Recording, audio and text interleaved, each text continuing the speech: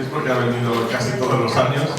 Es profesor de la Universidad de Santiago de Compostela, investigador del Centro de Investigación en Medicina Molecular y Enfermedades Crónicas de la CIMUS.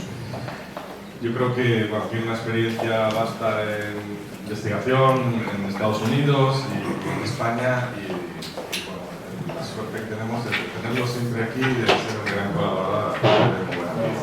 Muchísimas gracias de nuevo, Jesús, por estar aquí.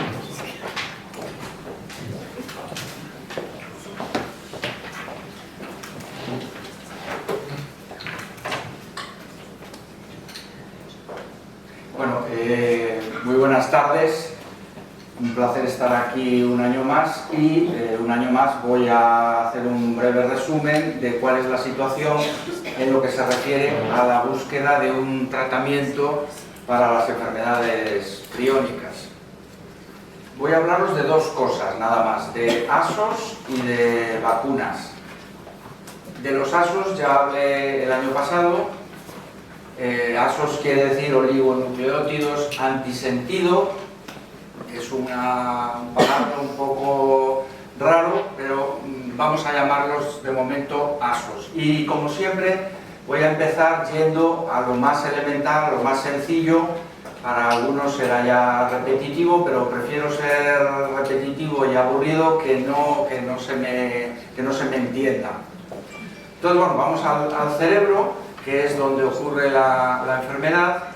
Y como sabéis, pues si uno mira al cerebro con un microscopio, pues vería que está formado por muchísimas neuronas. Aquí en esta imagen están un poco separadas de más, están bastante más juntas, pero bueno, es para que se vea bien que las neuronas pues son estas células extraordinarias que tienen forma de árbol y a través de esas ramas, las dendritas, pues se comunican unas con otras y forman esa red extraordinaria que nos permite pensar, que nos permite hacer cosas tan maravillosas pues como esas cirugías que acaba de describir Asier, o componer una sinfonía, o simplemente cuidar a nuestros seres queridos.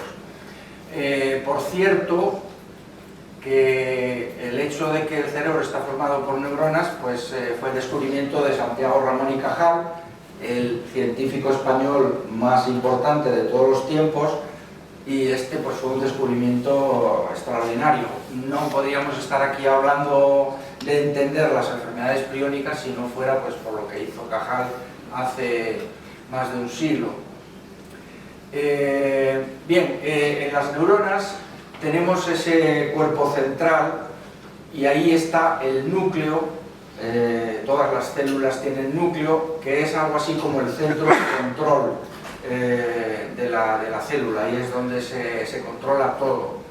Y por ejemplo, pues una de las cosas que se controlan ahí es la fabricación de diferentes piezas, de diferentes partes de la célula. Por ejemplo, la PRP, la famosa PRP, que es la proteína que nos causa problemas en estas enfermedades. Es una proteína que se exporta a la superficie de la neurona. ¿Para qué sirve? Bueno, tenemos algunas ideas, pero no del todo. Al ser una proteína que está mirando hacia afuera, debe estar relacionada con cuestiones de comunicación. Fijaros que si esto fuese un edificio, ¿qué es lo que da para afuera? Las ventanas, las puertas, la antena de televisión, la chimenea, es decir, son elementos de comunicación con el exterior. Pero bueno, ya sabéis también que el problema de la PRP en los casos genéticos, en los casos familiares de la enfermedad, pues es que a medida que pasa el tiempo, esto realmente es la forma que tiene la proteína, es como una especie de cable enrollado, pues resulta que no es estable, que se desmorona, que su forma sufre un colapso. Y no solo eso, sino que esto también es una representación realista de qué es lo que está ocurriendo. Una vez que se ha formado un acúmulo de esas formas deformes, valga la redundancia, de la proteína, pues resulta que son capaces de atraer a la forma normal y convertirla en la forma anormal. Fijaros que la forma normal de la proteína, la PRP-C, tiene como una especie de látigo de parte que es muy flexible y es muy peligrosa, porque eso hace que la proteína tenga una tendencia a enredarse en la forma tóxica, en la forma priónica. Entonces, una vez que tenemos un acúmulo que a lo mejor ha tardado muchos años, preguntaba esta mañana uno de vosotros, ¿por qué de repente cuando se diagnostica la enfermedad es tan rápida? Bueno, efectivamente, como dijo mi compañera, no conocemos todos los detalles, pero en parte es por esto, porque ha tardado mucho tiempo en formarse ese acúmulo de proteína mal plegada, pero una vez que está ahí es como que arrastra rápidamente a las que están todavía bien plegadas y las convierte a la forma tóxica. Y es una especie de efecto dominó. Por lo tanto, podemos estar muchos años acumulando la forma tóxica, pero ya en la fase final se desencadena muy rápidamente. Es como cuando uno va calentando poco a poco una cazuela con agua y cada vez está más caliente, pero llega un momento que de repente pues, se pone a hervir. Es algo que ocurre muchas veces en la naturaleza, que las cosas van lentamente, pero luego se produce un cambio brusco. Bueno, entonces, siguiendo con las analogías que me gusta utilizar siempre, vamos a imaginar lo que está pasando en el núcleo de nuestras neuronas. Entonces ahí hay unas instrucciones para fabricar las proteínas. Podemos imaginar que es pues, esta típica hoja de instrucciones de IKEA, que nos dice cómo montar el mueble, y bueno, pues nosotros montamos nuestro mueble, que es la proteína PRP. Esto está pasando en todos nuestros cerebros ahora mismo.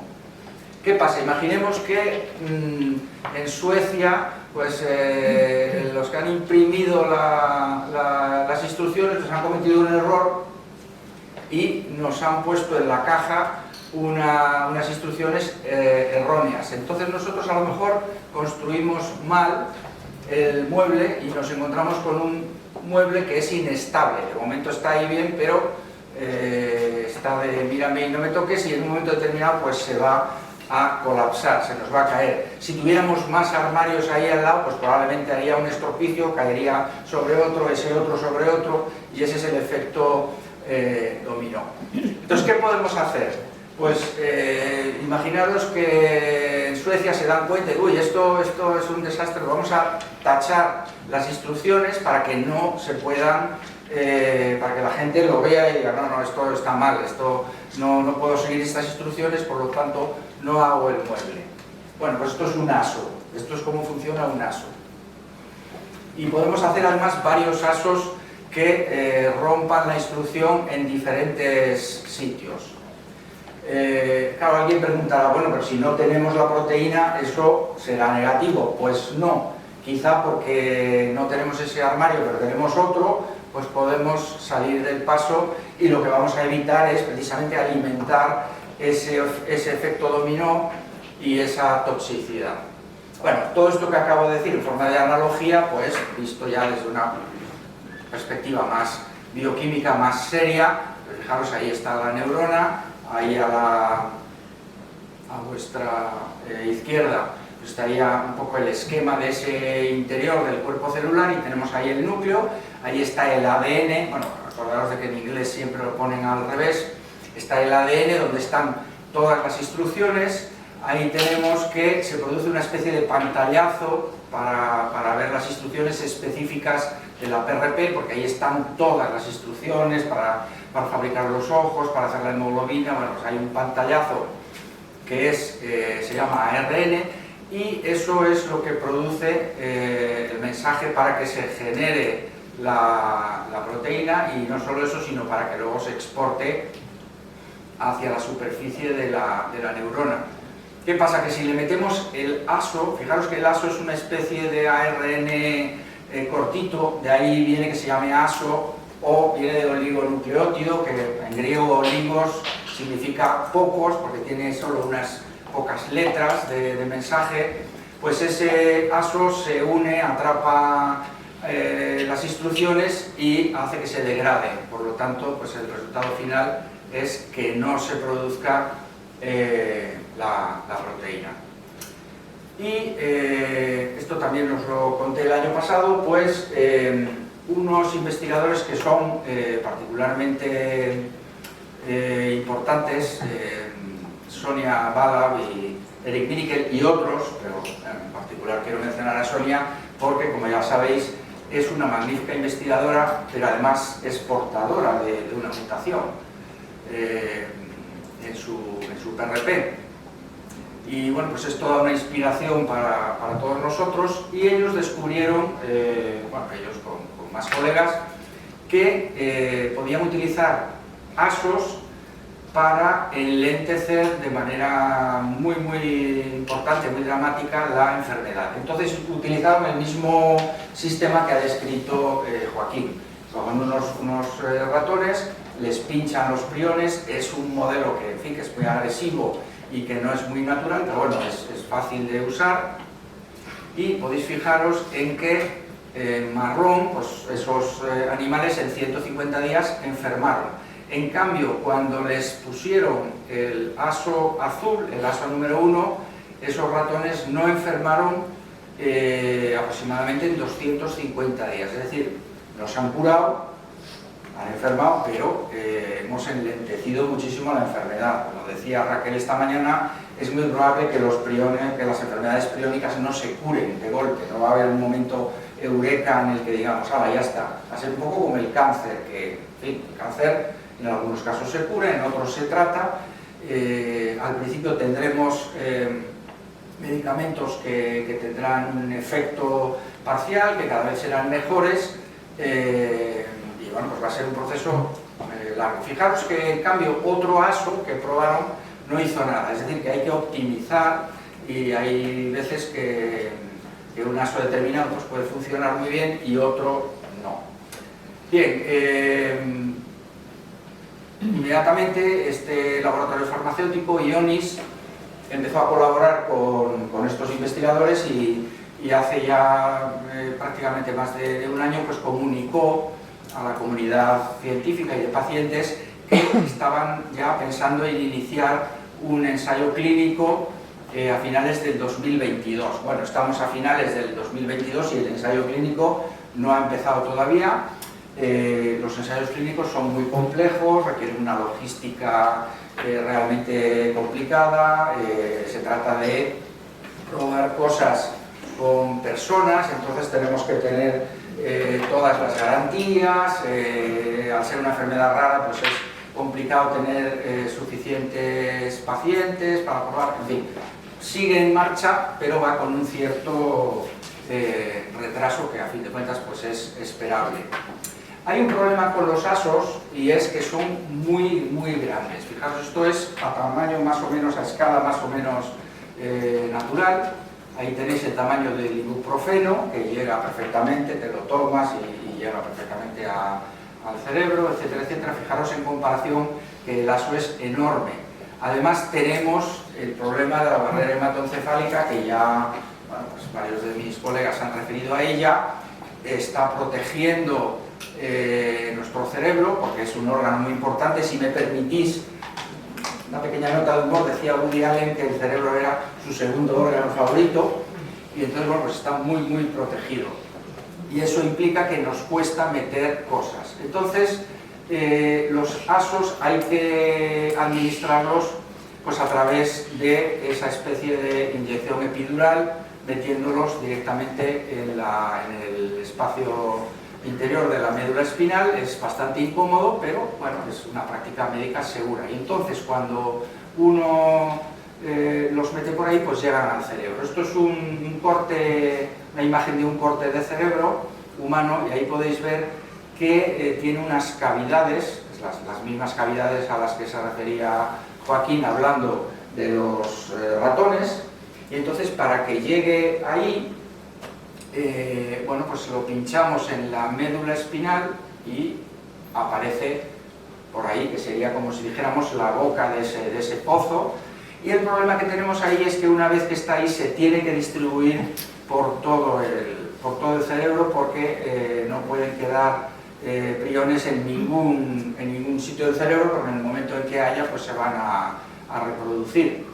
Y esto podría ser un problema, porque si bien en el cerebro del ratón ha funcionado extraordinariamente bien, pues el cerebro humano es muchísimo más grande, y entonces el recorrido que tienen que hacer los asos, aunque los pinchemos por la médula, o sea, de forma intratecal, o sea, como una epidural, pues a lo mejor no van a llegar. Fijaros, imaginaros que es una esponja pequeñita, que la ponemos en un charquito y bueno, pues va a empaparse completamente. En cambio, a lo mejor una esponja más grande, pues no va a llegar a toda ella. En este sentido, hay que tener en cuenta que Ionis está trabajando con muchos asos diferentes, y por ejemplo ha estado trabajando con uno que era para la enfermedad de Huntington. La enfermedad de Huntington es una enfermedad neurodegenerativa que tiene muchos puntos en común con las enfermedades priónicas, y bueno, pues desarrollaron un aso, la han llamado tominersen, han empezado a hacer un ensayo clínico y desgraciadamente lo han tenido que cancelar. ¿Por qué? Pues porque no funcionaba. Bueno, eso es una muy mala noticia. En parte quizá también eso ha influido en que vayan un poquitín lentos con los asos para enfermedades priónicas, pero tiene una parte positiva, y es que de la misma manera que se puede pinchar algo para que llegue al cerebro, podemos extraer también líquido cefalorraquídeo y analizarlo. Y cuando lo analizaron, vieron que este aso sí que había conseguido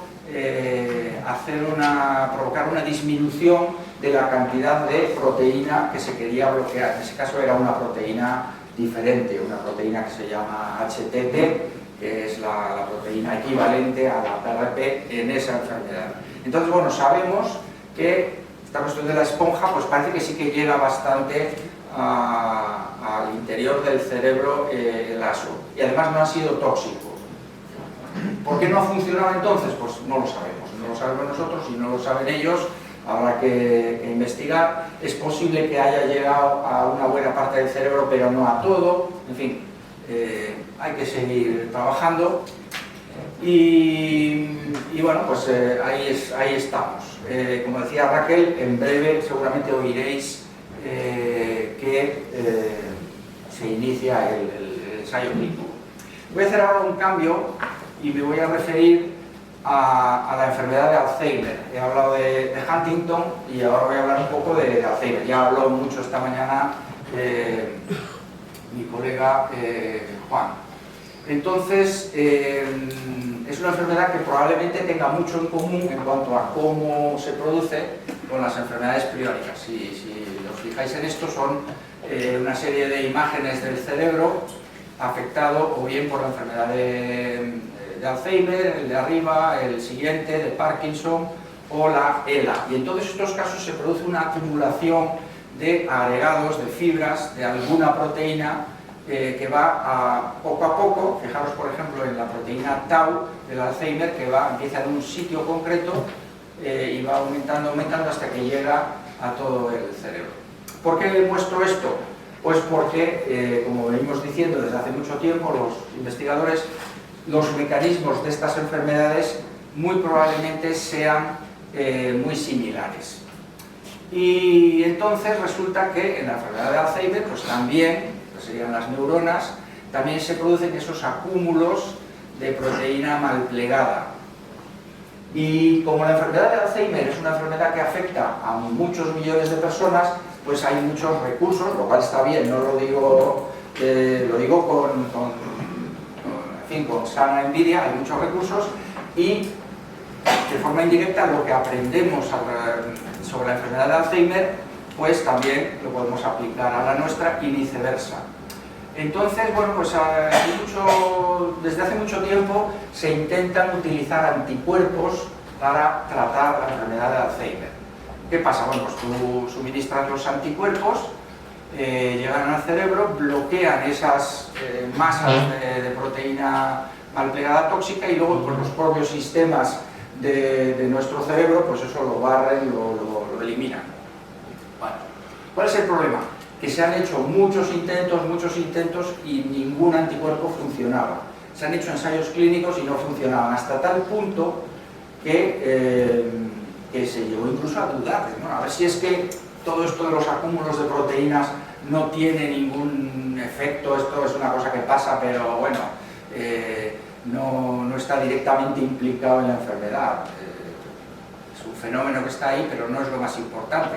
Hasta que hace muy poquito tiempo, esto es de hace nada, de hace semanas, pues hemos sabido que por primera vez uno de estos anticuerpos, se llama el lecanemab, quedaros con ese nombre porque lo vais a oír mucho, pues por fin se ha demostrado en un ensayo clínico, lo ha mencionado esta mañana Juan, pues sí que ha producido una mejora modesta, quizá un 25, quizá un poco menos, en pacientes, además en pacientes en fase inicial de la enfermedad de Alzheimer. O sea, hay que cogerlo a tiempo y en este caso pues hubo una mejoría.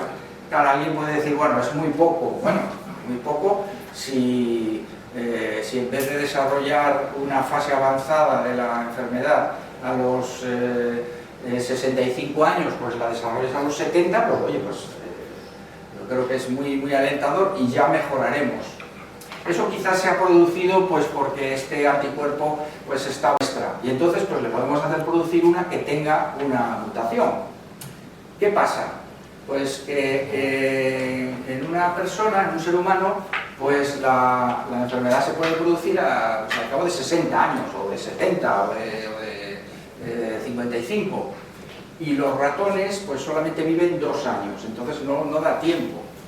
Entonces, ¿qué es lo que hace? Esto es uno de los problemas, no es el único. ¿Qué es lo que hacemos? Pues hacemos un truco que consiste en que les hacemos producir mucha más proteína a los ratones. Y entonces de esa manera todo va más rápido. Habéis visto que enfermaban en 150 días, 170 días, o sea, en un momento razonable. Pero claro, esto es un poco una chapuza, es como, voy a utilizar otra analogía, es como si alguien es intolerante a la lactosa, pero resulta que le encanta el queso manchego, y dice, bueno, pues yo me voy a comer un trocito de queso manchego todos los días y luego me tomo un poco de bicarbonato. Y un día dice, bueno, hoy me voy a comer medio queso entero, un día es un día, todo junto. No, pero aunque te tomes un poco de bicarbonato no va a ser lo mismo, ¿no? Entonces, bueno, estos modelos tienen muchas limitaciones y hay que ser extraordinariamente cautelosos y todavía no sabemos gran cosa de lo que está pasando. Pero voy a terminar haciendo una cosa un poco arriesgada. Vosotros venís aquí todos los años y nos preguntáis, bueno, ¿cuándo va a haber un tratamiento? ¿Qué pasa? Ha habido esa pregunta esta mañana. Yo generalmente esto no lo diría, pero voy a decir cuál es mi opinión. Me puedo equivocar, pero se supone que como somos expertos pues tenemos una cierta idea de lo que está pasando.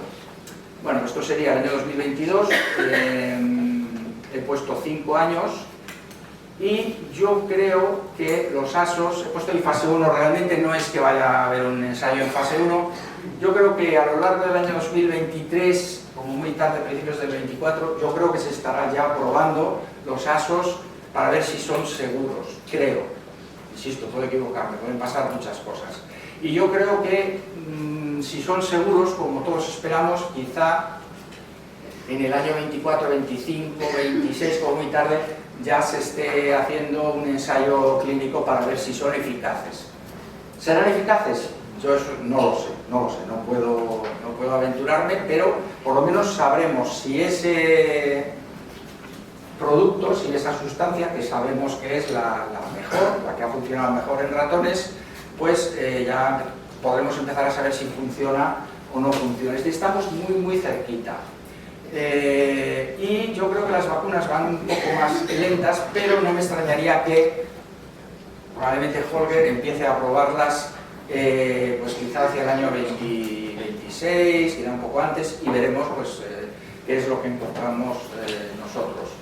Bueno, y hay otros compuestos, como todos estos de los que os ha hablado Asier o Jorge, que son, todavía queda mucho por hacer, están en una fase preclínica. ¿Con esto qué quiero decir? Pues que yo creo que el año que viene volveré a estar aquí hablando de cómo van las investigaciones, pero yo creo que en el año 2024 ya no estaré yo aquí hablando, sino que estará Raquel, o una médica o un médico. Es decir, que ya habremos pasado de qué es lo que se está haciendo en los laboratorios y ya podremos empezar a hablar de lo que se está haciendo en la clínica, en los hospitales. Probablemente solo para decir, bueno, pues esto parece que no es tóxico, esto parece que tiene buena pinta, estamos muy cerca. Ojalá no me equivoque y no me tengáis que decir, pues vaya vendehumos. Y bueno, para terminar también con una nota de humor, pues decir que no he podido terminar esta diapositiva porque me falta poner que en el año 2027 será cuando los jiennenses estarán llegando a Santiago de Compostela. Bueno, agradecimientos a todo mi grupo, todos los colaboradores, muy particularmente a Joaquín y su equipo con los que estamos haciendo estos experimentos de las vacunas, por supuesto a los que nos financian, muy particularmente pues a la Fundación que nos concedió una ayuda de investigación y nada, pues gracias por vuestra atención y ha sido un placer estar con vosotros.